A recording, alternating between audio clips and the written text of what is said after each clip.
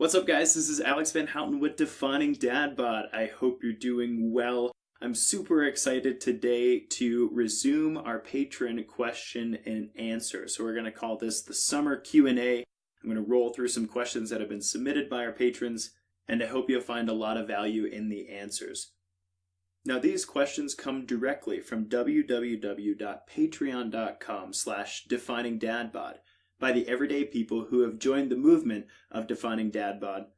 And we're hoping to hear my take from my last 13 years of fitness industry experience, or perhaps my time as a father, which hasn't been that long, for some insight into some burning questions that they've had regarding their health and fitness, maybe parenting, and maybe just everyday life stuff. I'm proud to be able to dive into those with you here. As we're jumping into these questions, this is a good time for me to ask you for a favor. If you haven't done so already, I hope you'll take 2 minutes and leave a quick review on our iTunes podcast. Or if you're more social media savvy, on our Facebook page, www.facebook.com/definingdadbod. Positive reviews help this movement spread more organically when people search for podcasts like dad or fitness or nutrition. The more positive reviews we have, the more likely we are to show up at the top of the list. Additionally, on Facebook, as we continue to grow our following in likes and shares, positive reviews increase the credibility of the movement. And it gives you an opportunity to give me some feedback about what I've done to help you in your personal journey in living a legacy of health and fitness for your kids. So if you take 2 minutes and review either on iTunes or on Facebook, I would greatly appreciate it, and it would go a long way to help me spread the word about what we're doing here. Now let's go ahead and dive into these questions. First, I clean hotels at night and am a delivery driver in the day. I work 11 p.m. to 2 p.m. 6 days a week. Can you recommend how to optimize my diet and hormones when I'm working against the normal circadian rhythm? And it should be noted that I have 2 kids under age 2. How do I optimize energy on very little sleep? Thanks. Hey, I really appreciate this question because it's really real, especially for many of us who might have alternative schedules at work. An alternative schedule being defined as something other than the diurnal mammal schedule. If you get up really early and you start work by 6 and you're off by 3, that would be pretty normal. Or if you have a 9 to 5, that would be pretty normal too. And some of you might have a later shift, which is something like lunchtime all the way to 8 p.m.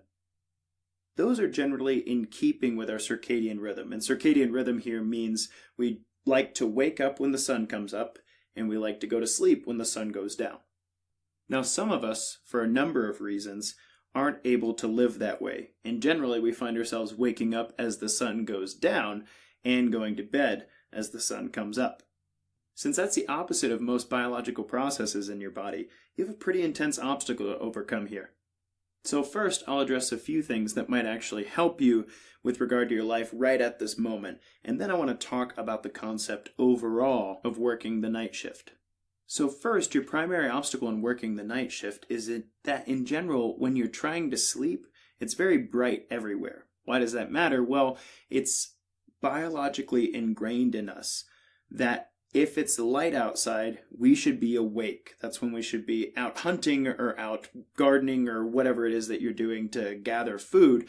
As a diurnal mammal, that's what your body's telling you to do. So when it's bright, you're telling yourself that you should be awake, even though that's not conducive to what you need to be doing for your work schedule right now. So the primary, most important thing you can do in order to help you with the sleep cycles and to help you get deeper, stronger, higher quality sleep under your belt is to make sure that the place that you're sleeping is cool, dark, and secluded. Black out your windows. Drape a towel over your alarm clock. Put your phone in airplane mode. Turn on a fan so you can't hear the happenings of the household. Or maybe you can wear those funky eye things that go around your face and cover your eyes. However, some research suggests that's not just your eyes that matter. There are actually receptors on our skin that might respond to light in the room. So the first most important thing is you need to trick your body into thinking that it's sleeping while it's dark outside.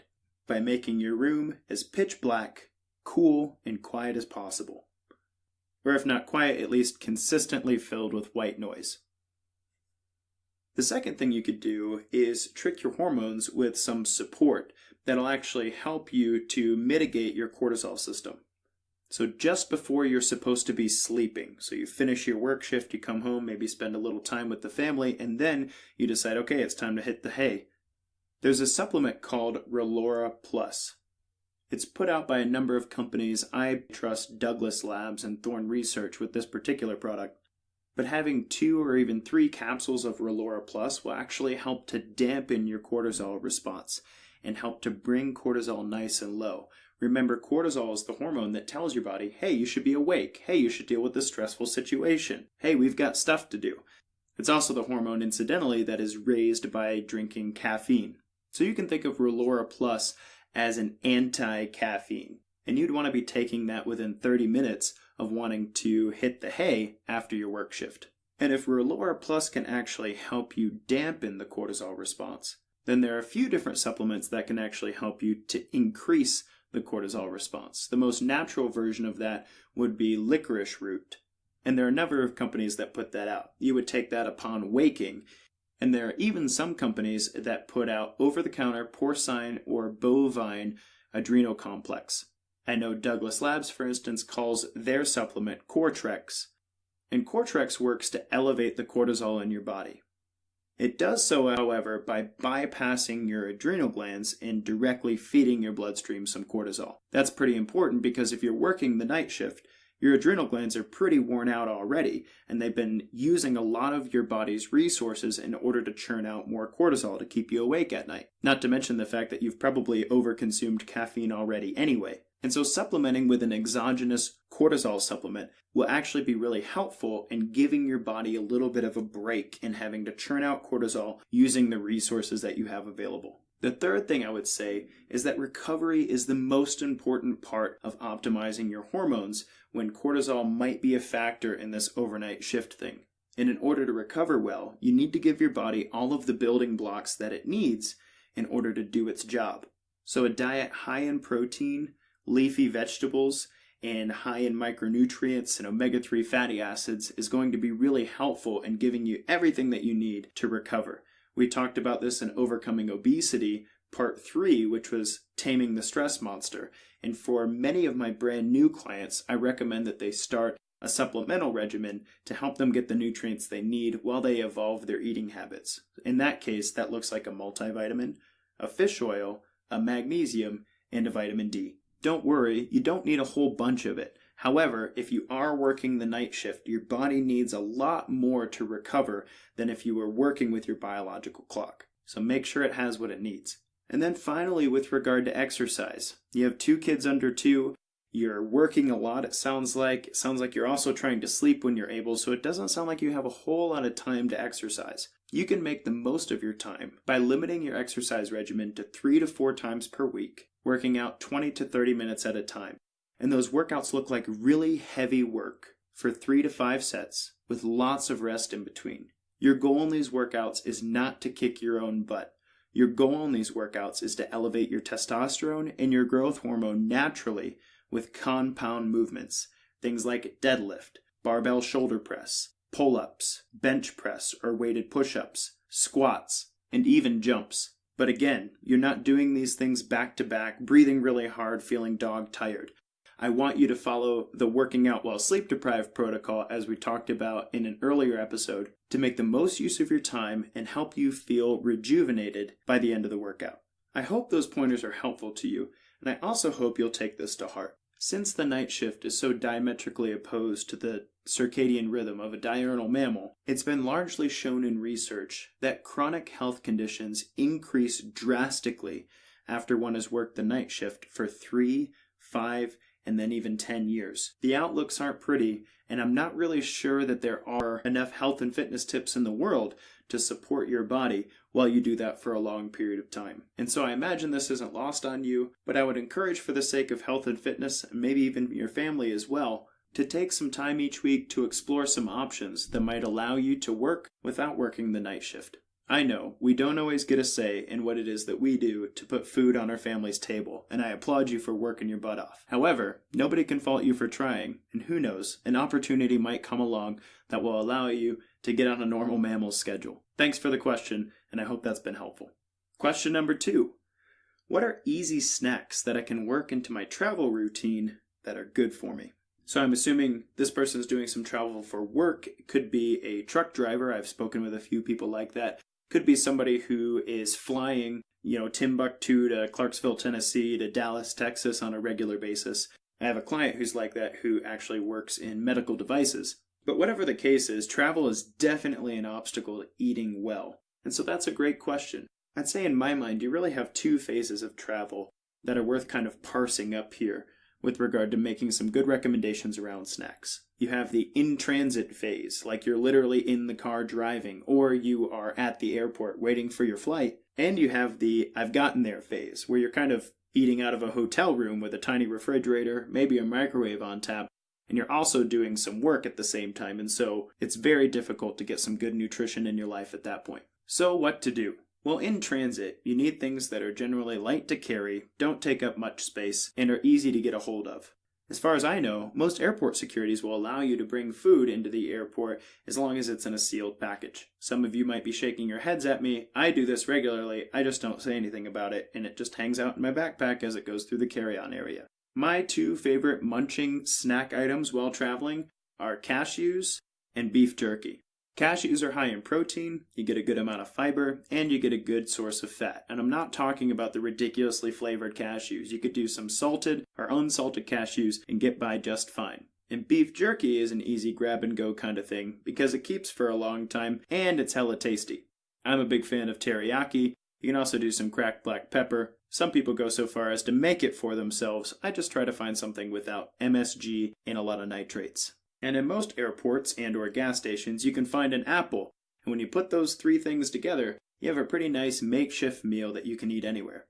I know a lot of my clients would like a little bit more of a taste selection, and in that case, I would recommend the One Bar or Epic bars. Both of those bars have minimally processed ingredients while being high in protein, relatively high in natural fats, and relatively low in carbohydrates.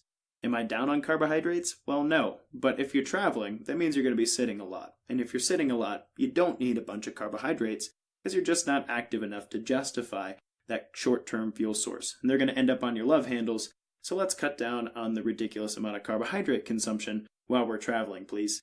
Those little packets of pretzels aren't helping anybody. And then after you're in transit and you actually arrive at your destination, there are a number of things that make eating in a hotel room difficult. Most grocery stores or convenience stores, however, actually carry a few items that aren't too bad to keep in your hotel room and make your life a little bit easier and a little bit healthier. First, if you're doing your workouts in the morning, packet oatmeal isn't the best thing in the world. However, it does a pretty sweet job of giving you some complex carbohydrates in your system so that you can get some solid work done in that crappy hotel gym. And if you want to go above and beyond, there is actually a company called Generation UCAN, whom we partner with here at Defining Dad Bod, that puts out a complex carbohydrate supplement that's combined with protein, and that fits nicely in a Ziploc bag that you can mix with water and or almond milk prior to your hotel gym workout. And with our partnership with Defining Dad Bod, you actually get 10% off if you shop Generation UCAN and use the code DADBOD, DADBOD. So there's that. Also, I'm a big fan of produce if you can actually find some to keep in your hotel room. Apples, bell peppers, cucumbers, avocados, and even carrots require minimal prep, minimal cooking, and you can eat them whenever. When I was managing a personal training studio, my team would often make fun of me for walking between meetings with a big hunking red bell pepper in my hand, eating it like an apple. They would laugh at me, but hey, I was getting my veggies in today, and a good-sized bell pepper counts for 2 servings, so take that. But produce isn't going to do much in the way of giving you the calories you need unless you're just chomping a lot of avocados. And so again, I follow my good friend, the nuts. You can eat them whole or in the form of nut butters, but for many a weary traveler, nuts have done a lot to make sure that there's enough fat in your world and enough fiber in your world to get you through this travel schedule. And if you're really lucky, you might be able to find some cottage cheese or plain Greek yogurt to keep around to go with some of the fruits you've grabbed. So in short, when you're traveling, the rules aren't any different than when you're at home. It's just that the convenience of the foods that you're reaching for make a big difference in what you can actually buy consume, and keep in your hotel room or in transit. Let's do our best to stick with real foods, no heavily processed carbohydrates, low sugar, high fiber, good fats, and good protein sources, and you'll do just fine. Question number 3. I'm a tall guy. How do I improve my posture when sometimes slouching is required to fit into small spaces, like when I drive? That's a really good question, man. I imagine you're referencing my conversation about flexibility and how standing up straight and tall with your shoulders back and improving your posture are two very important parts of pursuing the best version of you and a more healthy and fit version of you. The first thing I'd like to say about posture here is that posture is not just something that you have. It's a cumulative thing that you create over consistent periods of time. The reason that matters, Mr. Tallman, is if you're slouching to drive to work, which might be a 10-minute endeavor or maybe even a 60-minute endeavor, but then you get to work and you're able to stretch out, and then you go sit at your desk that has enough room, and then you can stretch out there as well. You get up and go to the bathroom enough times in between there, get some water, talk to coworkers, then a very small percentage of your day is actually spent slouching, in which case the actual driving and cramping into small spaces, though inconvenient and uncomfortable, is not actually going to make a detrimental effect on your posture over time, because it's such a small portion of your time in a day. Even then, however, it's important that your workout regimen is doing a lot to develop the muscles that are anti-slouch, so that even if you find yourself in a cramped space, it's very unlikely that your muscles that are supposed to keep you in good posture are going to be so deconditioned that they get stuck that way. So go ahead and slouch for me real quick so we can talk through some of the muscles that are anti-slouch. If you're slouching, you're leaned forward, your shoulders are rounded forward, and your chest is caved in. Your head is probably also slightly forward, like somebody who spends too much time on their phone. So in this position, our pectoral muscles are shortened.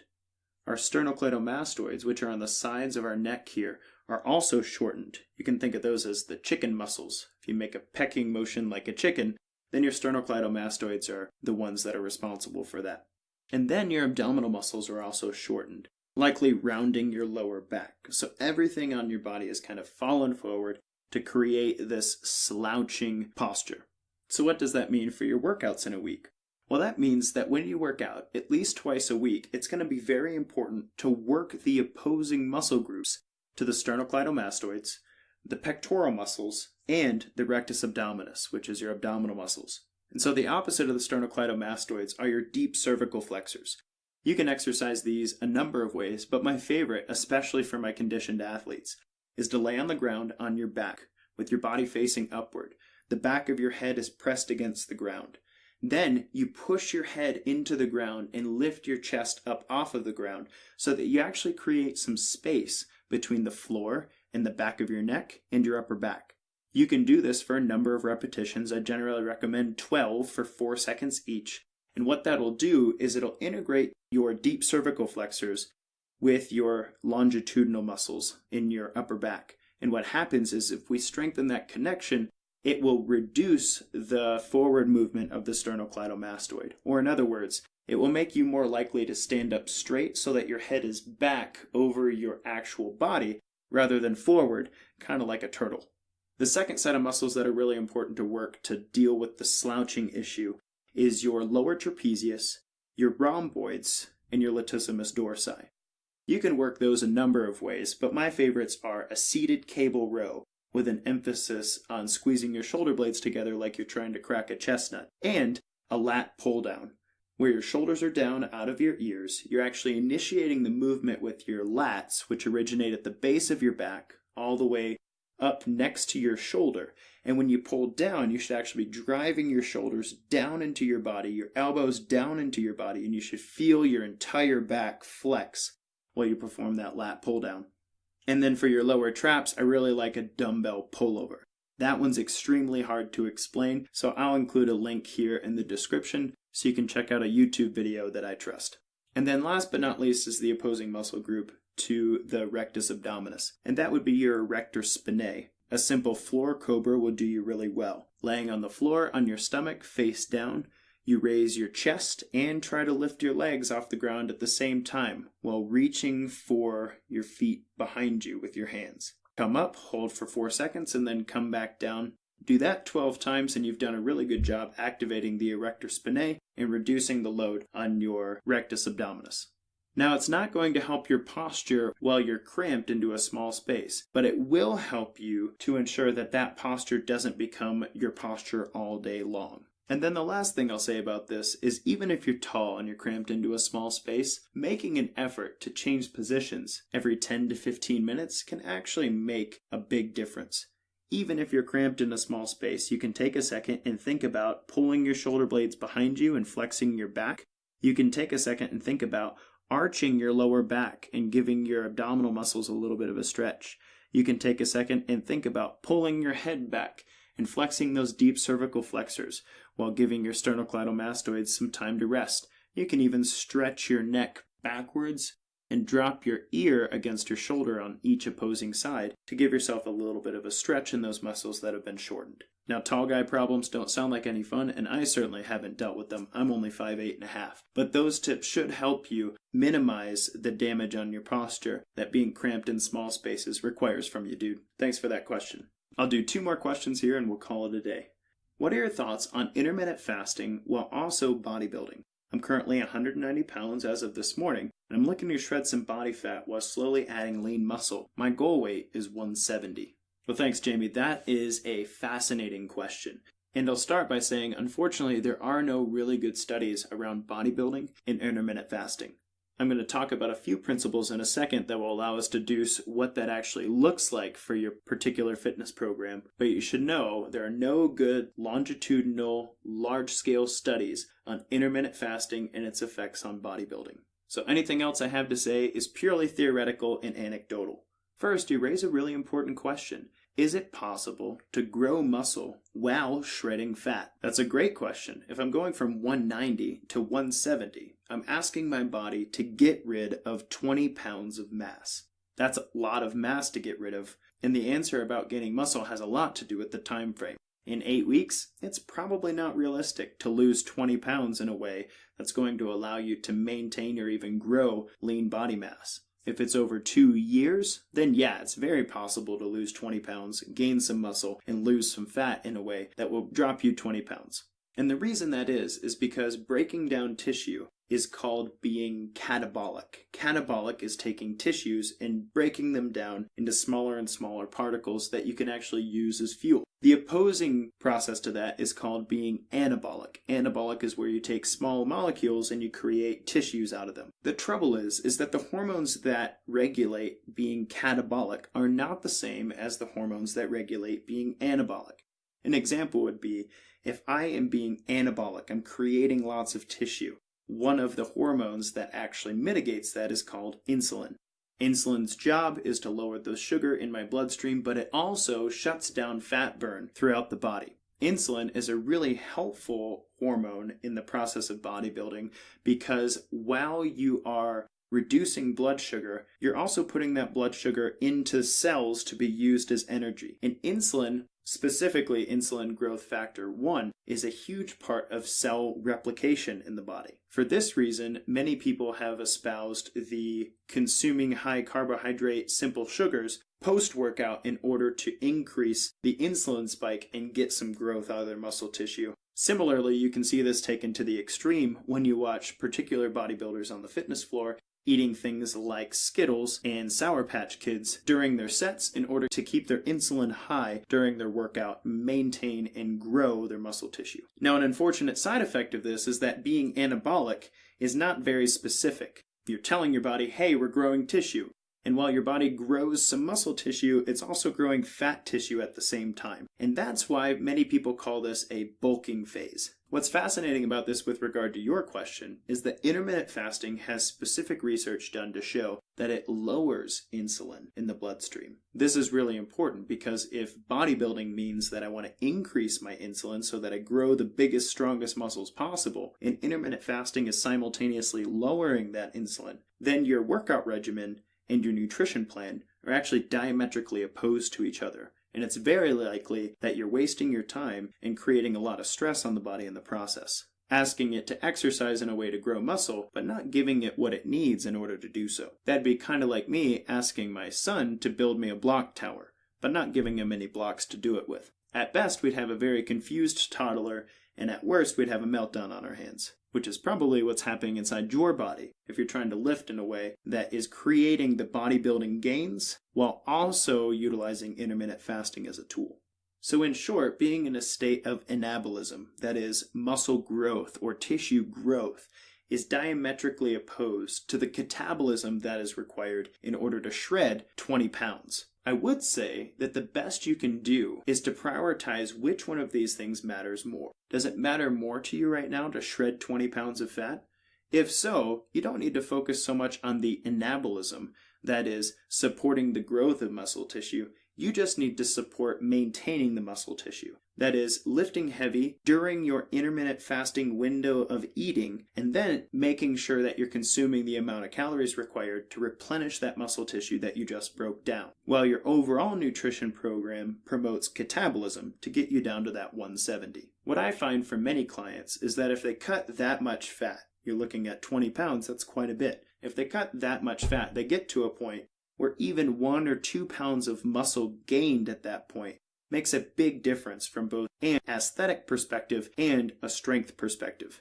If you gain 5 pounds of muscle at 190, you're looking at about 2.5% change in your muscle mass. Whereas if you gain 5 pounds at 170, you're looking at about a 3% change in muscle mass, which is a big difference. So in short, I would say make sure your expectations are realistic about your body. You can't deprive yourself most of the time of the calories required to grow muscle while cutting fat and trying to gain muscle at the same time. So your best bet is to create the catabolism that you need to drain that 20 pounds of fat off of your body that you're looking for, while maintaining your muscle mass and consuming enough during your not fasting window, and ensuring that your workouts also fall into that eating window as well. I hope that helps, man. Fascinating question, and I hope you'll update us on the progress to reach your goals.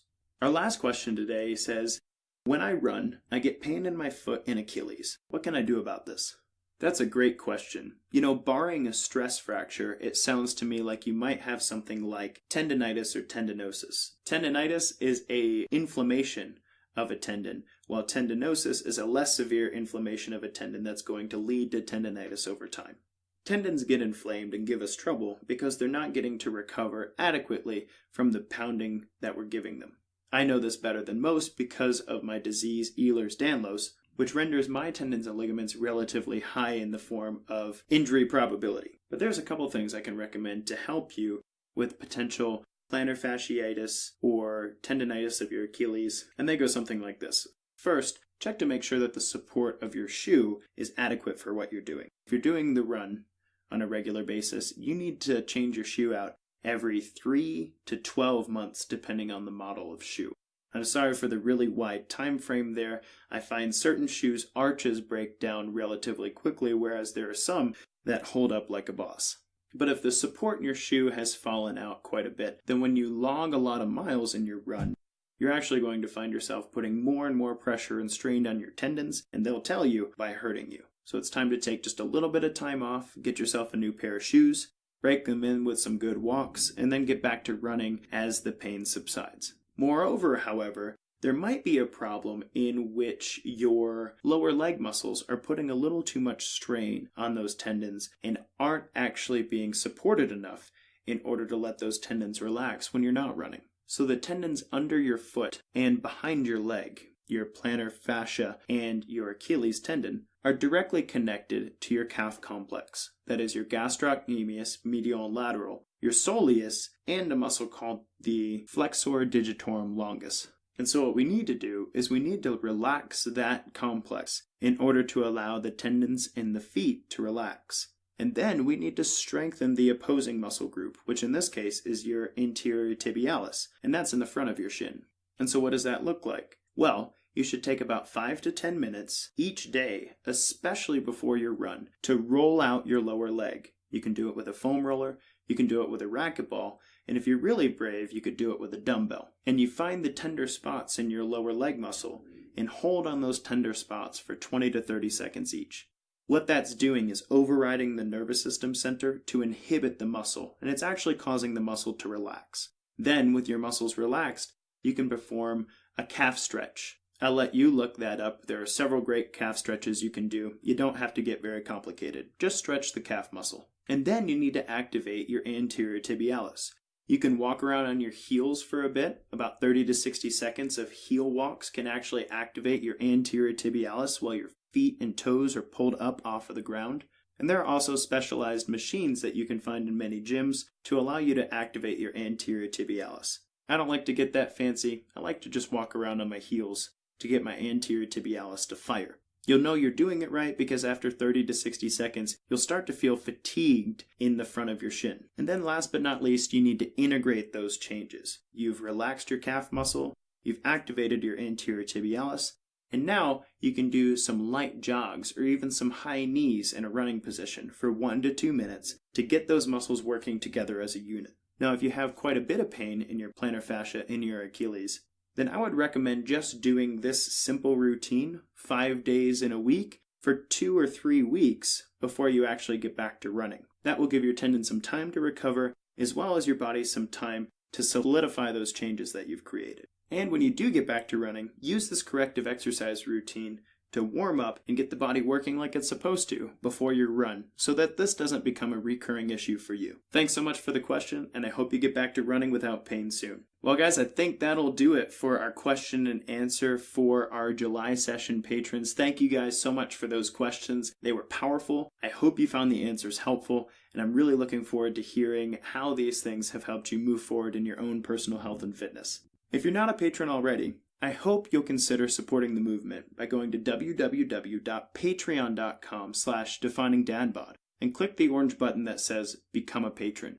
Patreon is a really helpful platform that lets me put all of our content there and allows you to become part of the process. It withdraws your pledged amount once per month while giving you access to the tier of reward that you sign up for. We have 5 tiers at Defining Dad Bod, ranging from $1 a month to $50 a month. And every level of support is equally appreciated. As a listener-supported movement that started in Patreon back in April of this year, it has been amazing to see you guys come alongside me in helping to spread the movement and message of Defining Dad Bod. I work hard regularly to make sure that there's some great rewards there for our patrons, and every single week brings something new to help support, equip, and inspire this generation to leave a legacy of health and fitness for the next generation. Whether you're pledging a medium pizza a year, which is what the $1 a month generally turns out to be, or pledging $50 a month as a gold partner who's part of sponsoring several episodes of the show, I sincerely appreciate you, and I thank you very much for jumping on to www.patreon.com/definingdadbod. This has been Alex Van Houten with Defining Dad Bod. Until next time, guys, kick butt, take names.